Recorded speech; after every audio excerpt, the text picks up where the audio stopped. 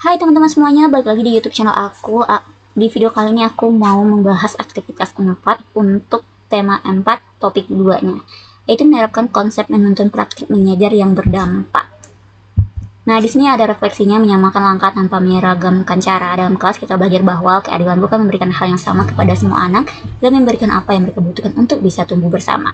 Ketika kita menyampaikan pengajaran langsung di depan kelas, apakah mereka mendengar dengan cara yang sama? Ketika kita memberi instruksi, apakah mereka mengerti tanpa isyarat atau penegasan ulang? Dan ketika mereka tidak menjawab, apakah itu tanda tidak mampu atau mereka hanya belum menemukan cara mereka sendiri untuk memahami?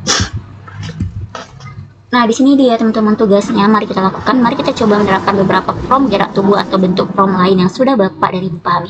Tuliskan beberapa bentuk form gerak tubuh yang sudah Bapak dan Ibu lakukan di kelas. Nah, apa maknanya? Apakah seluruh murid dapat memahami form tersebut? Jelaskan alasannya.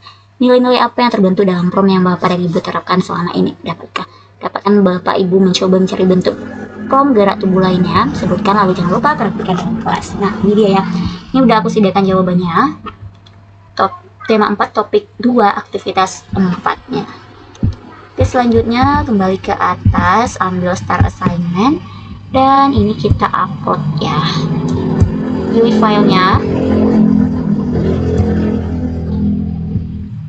Oke, kalau misalkan udah kayak gini tinggal di submit.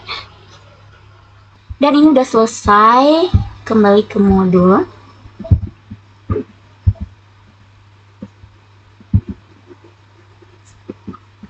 Terakhir ya, aktivitas 5.